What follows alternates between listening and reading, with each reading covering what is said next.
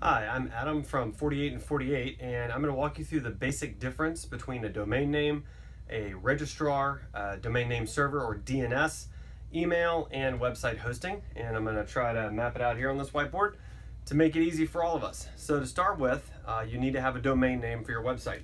So in our case at 48 and 48, that's 48in48.org.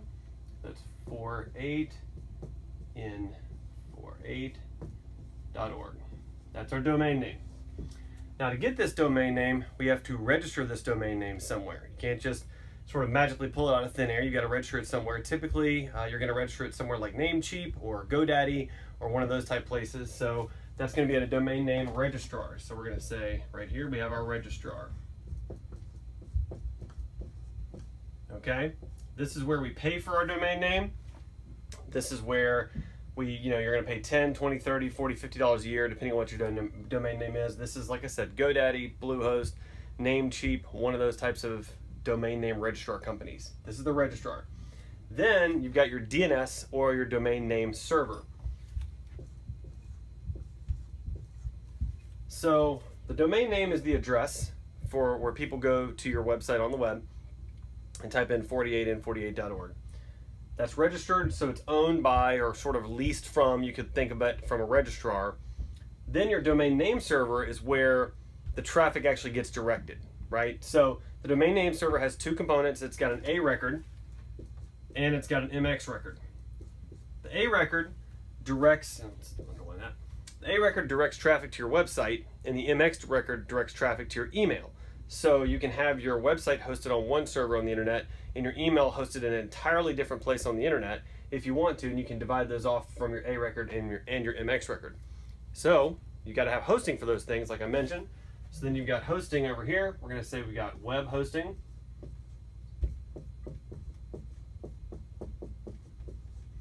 And you've got email hosting.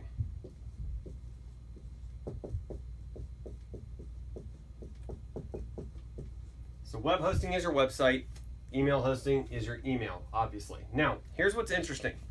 Sometimes DNS is managed by your web hosting, and your web hosting is also managing your email hosting. So it's all wrapped up into one big giant thing, okay? Sometimes your DNS is managed by your registrar. So you register at GoDaddy, and the DNS is then managed at GoDaddy. And sometimes these three things, actually four things, are managed completely independently of one another. So for example, for 48in48.org, we registered our domain name at GoDaddy. Our DNS is actually managed at Cloudflare instead. So GoDaddy, at the registrar level, points all traffic to the DNS at Cloudflare, and then Cloudflare looks at it and says, oh, okay, well, all the website traffic is going to go to web hosting, which is at WP Engine, and all the email traffic, the MX records, is going to go to email hosting, which is at Google Apps. So in theory, you can actually have all of this together. So GoDaddy, for example, does all of this. GoDaddy can be your registrar, it can be your DNS, it can be your website hosting, it can be your email hosting. Alternatively, GoDaddy can be just your registrar, okay? So these things can all be one, or these things can be together, or these things can be together, or they can all four be separate, completely different components of your web and digital presence. So at 48 and 48, what we like to try to point out to people is our goal is to get everybody to manage their DNS at Cloudflare right here. Cloudflare is a free DNS management platform where you can go. It adds a layer of security. It adds a lot of different features that are really helpful to you to have it there. But ultimately what that means is that at an event for 48 and 48, we can log into one location, Cloudflare, and we can update the traffic to only your web hosting to point to our server. Okay, so what that means is, if prior to a 48 and 48 event, you've gone through the courses and done what you need to do during the lessons, you've gone to your registrar, you've made sure that Cloudflare is now hosting your DNS, and that currently Cloudflare will import your DNS with all the proper settings for your current website and your current email. So then at the event, we just pop on into Cloudflare, we change only the A record there, and then we point your new website traffic to the new web hosting that we're providing for you for this first free 30 days. So again, let me go through this one last time. Hopefully this will be good. You got your registrar, which is where you pay for the domain name every year. Like I said, $10, $20, $30, $40, $50 a month, depending on what kind of domain name you have. Your DNS is what manages your traffic for your website. So when somebody hits 48and48.org, the DNS tells that traffic which servers to go to.